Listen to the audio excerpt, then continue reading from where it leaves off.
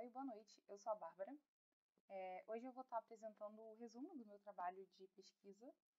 Eu sou aluna do professor Tarcísio Brito e hoje eu vou falar um pouco sobre a otimização do processo de fresamento de topo do aço inoxidável duplex UNS S32205, utilizando carta de controle e análise de capacidade.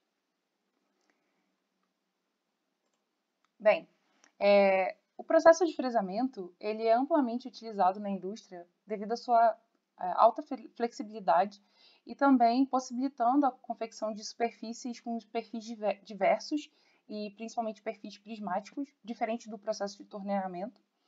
Ele também permite que tenha boa precisão dimensional para diferentes tipos de aço. O aço inoxidável duplex, ele tem uma ótima aplicação em ambientes OX pelas suas propriedades de resistência à corrosão e atração, e pode ser muito utilizado na indústria petroquímica e farmacêutica.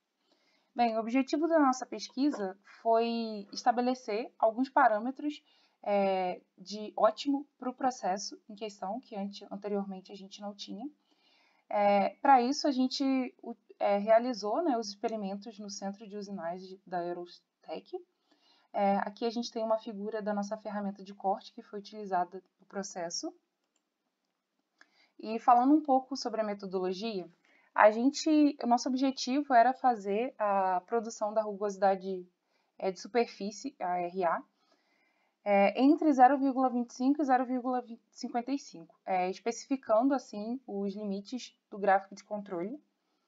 Para isso, a gente estabeleceu um desgaste de franco VB máximo de 0,30 milímetros e a gente utilizou 3 velocidades de 60, 65 e 70 para 3 condições de vazão de fluido de corte.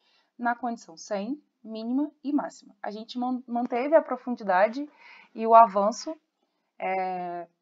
desses parâmetros para verificar em qual velocidade, em qual condição de fluido a gente obteria os melhores resultados.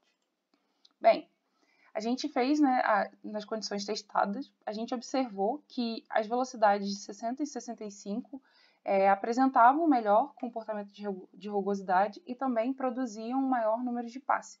Ou seja, produziam um maior número de passe até atingir ali o final da vida útil da ferramenta, que foi adotado em 0,30 milímetros.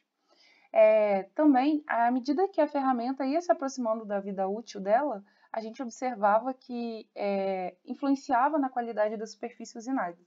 Ou seja, os valores que a gente ia obtendo à medida que a ferramenta ia se aproximando do seu fim, os valores de rugosidade iam aumentando, conforme a gente observa aqui nos gráficos. Para a velocidade de 70, a gente obteve o menor número de passe, mas embora isso tenha acontecido, quando a gente foi fazer a análise de capacidade do processo, a gente observou que para as velocidades de 60 e 65, apesar de estáveis, esse processo não pode ser considerado capaz, porque a gente obteve um valor de CPK menor do que 1,33.